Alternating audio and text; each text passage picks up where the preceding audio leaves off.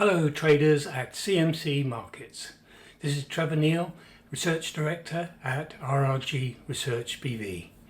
So I'm broadcasting this early in the morning pre-European opening on the 15th of November. So the markets in the US and in Europe are at this point closed, which is a great opportunity to do analysis when everything's not yet started to move. We're going to start today by looking at an RRG graph, and this sample is a daily graph, and we're going to talk about today stock indices, the Nasdaq, the Dow, the Dax and the FTSE. In the background, we've just had CPI data from the US indicating, and the market is assuming now, that starting next year we'll be cutting rates in the US. Ahead of us in Europe, we've got inflation data coming up, and we know that we're in a different place in the cycle. Here, we might not be surprised to see some hesitation in Europe. Starting with the RRG graph itself, there's something very stark and obvious here. Versus the MSCI World Index, so an average of all indices, we've got one index of the group we're observing, the Nasdaq, which is shooting off in a northeasterly direction, easterly meaning on a relative basis in cases of JDK RS ratio, improving versus the average, and also with positive momentum, strong and getting stronger versus relative to the other stock indices. But the opposite is the case with the Dow, the Dax, which is actually in the lagging quadrant, and the FTSE down here also in the lagging quadrant and pointing absolutely in the wrong direction. So on a relative basis, not an absolute basis, but on a relative basis, we've got a strong message for a big swing. So the tail is long here in the Nasdaq. So it's making this move very strongly in very determined way. And then we've also got the underperformance of these indices, particularly the FTSE, very clear also with its long tail.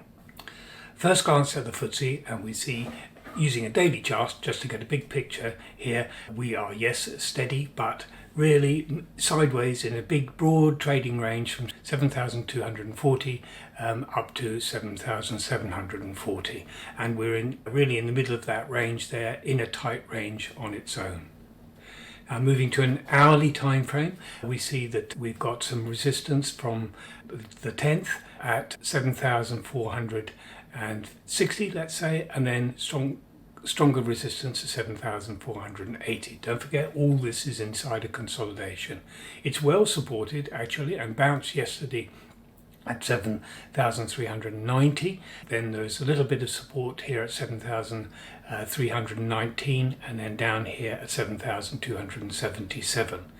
The market is steady, yes, the MACD is positive and the gap is widening. The RSI is generally moving up, but just hooked over here at the end of the session. The stochastic is still on the way up, but the percent K line is moving towards the percent D line. This is a pretty uninspiring chart, isn't it? It's in a consolidation range. It's a little bit steady, and it's being pulled up really because the wind is blowing strong enough. Even turkeys can fly when the wind blows strongly enough. But this is an uninspiring and unattractive chart and not really even an attractive chart for the bears, because it's just holding its ground and just looking poor when other things are doing so well. Moving now to the DAX index, the German index. This is an hourly chart. You can see we've got some resistance points coming in from where. Let's have a look here. So it's quite interesting here.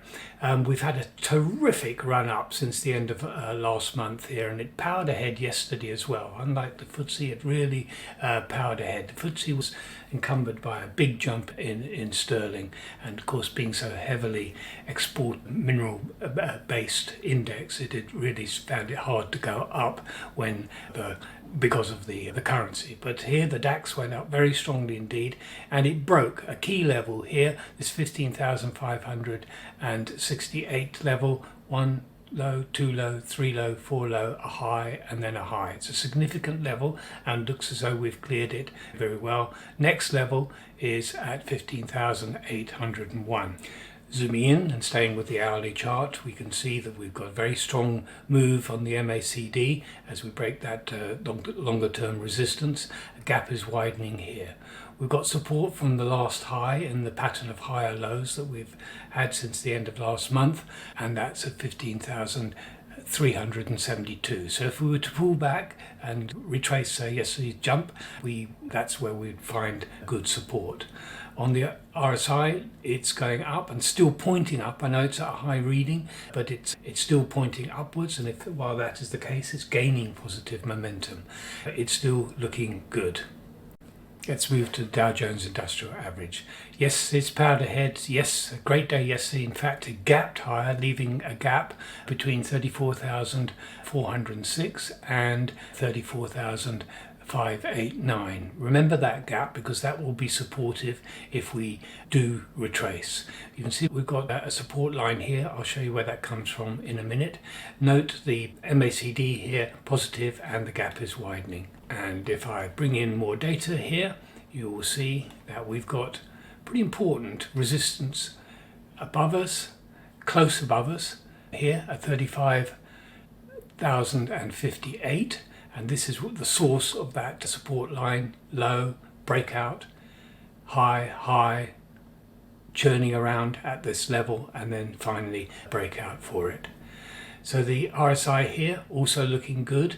Maybe a potential divergence: high, higher, lower high. If we were to turn down here, that will confirm it, particularly if we stall at this impending significant resistance. Really, these two highs are very close together here at 35,062. On the stochastic, it's still going up. Both the %K and the %D are both going up, but very close to hooking over with any weakness at all here at this crucial point. So the conclusion is here of the US indices, the beneficiaries of the CPI data yesterday. This one doesn't look so good because it's facing considerable resistance ahead of it, and it's quite an extreme state, and very susceptible to any weakness and turning down, and doesn't look like it's going to be the leader. Remember what we saw in the RRG chart, how we had the Nasdaq moving northeasterly and all others, including the Dow, moving southwesterly. And now to the Nasdaq, which you'll remember was shooting off in a northeasterly direction with a long tail in the RRG chart. So let's bring in some more data here to see where these lines come from. Now we burst and gapped through. The gap is from 15,534 up to 15,736, breaking this high here, this important resistance high at 15,605. We're at the next resistance level now, which is at 15,809, and still looking good. And beyond that, we've got this July high, it's of course not the all-time high, at 15,921. So we're breaking another resistance level, and we're heading for the July high. Now zooming in, and we see here the resistance, which we're currently breaking, I hope, and then the July high in there. MACD is positive, but the gap is narrowing, so it's losing a little bit of momentum here. The RSI is strong, and it is correcting at this point.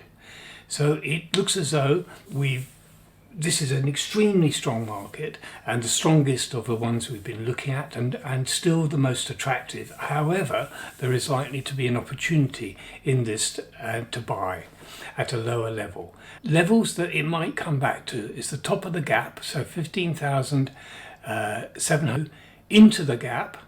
Anywhere in the gap it may hold at 15,508, and then we've got that high there now, support point of 15,607.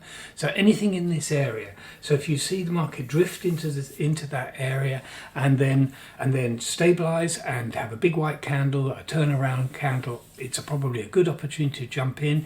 It would give you then a natural place for a stop loss below the pullback low if you get it. So this one looks as though about to present us with a little bit of an opportunity of a pulled back, but a pullback to be taken advantage of in such a strong trend. It is strong uptrend, and it does look as though it's on its way to its July highs. If we're lucky, there'll be an opportunity to get in at a better price than the current price here now. I thank you all very much indeed for listening. I hope this helps you in your planning for the day. This is Trevor Neal from RRG Research BV, wishing you all the best, and may the trend be with you. Goodbye.